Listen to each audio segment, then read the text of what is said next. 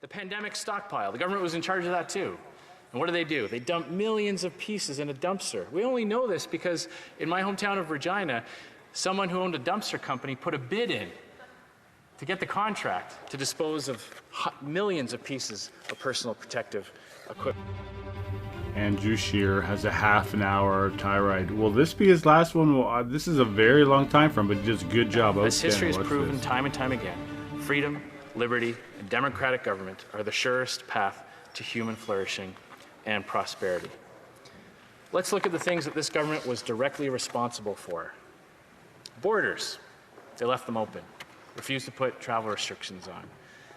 They were so slow putting in airport screening. Dozens and dozens of plane loads of people coming in from highly affected area were met with normal operations at the border, at those airports. The pandemic stockpile, the government was in charge of that too. And what do? They dump millions of pieces in a dumpster. We only know this because in my hometown of Regina, someone who owned a dumpster company put a bid in to get the contract to dispose of millions of pieces of personal protective equipment. Programs that this government have put in with major gaps and impediments to people being able to survive this pandemic economically. People who earn $1 more than $1,000 lose their entire CERB benefit. Small businesses unable to access programs like the wage subsidy or rental relief programs. So what is that proven formula, Madam Speaker? Well, it's lowering taxes. It's leaving money in the economy where it will always do more good than in the hands of a government official. A dollar left in the hands of the hardworking taxpayer who earned it is always better spent than in the hands of a politician who taxed it. It means getting rid of duplicate regulations, Madam Speaker.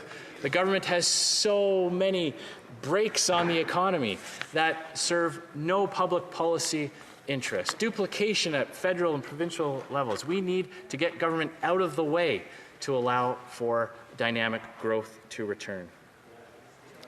Part of that, Madam Speaker, includes the impediments that this government has put on the energy sector. The energy sector, prior to this pandemic, had $25 billion worth of applications sitting on government desks. That's money that was not being put to good use. That was investments that were hanging in the balance. You know, this government likes to talk a lot about the overall debt to GDP burden, but remember, there is only one economy in Canada. And as our Shadow Minister for Finance had a great metaphor the other day, Madam Speaker. He's talking about, you know, the government focuses on federal debt to GDP ratio. Well, that's ballooned. Also, the economy is shrinking during this time, so that proportion is changing. But then you have to add to that all the provincial debt, all the municipal debt, all the individual debt, and the corporate debt. If you think of the economy as a horse, Madam Speaker, and everyone is saddling more and more debt on that horse, trying to pull everything up the mountain, at a certain point, it can't.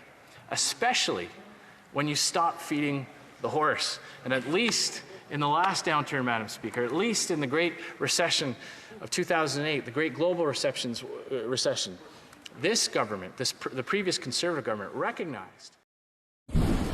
Well, yet again, that was Andrew Scheer. He went on for half an hour. That's what were our highlights from it.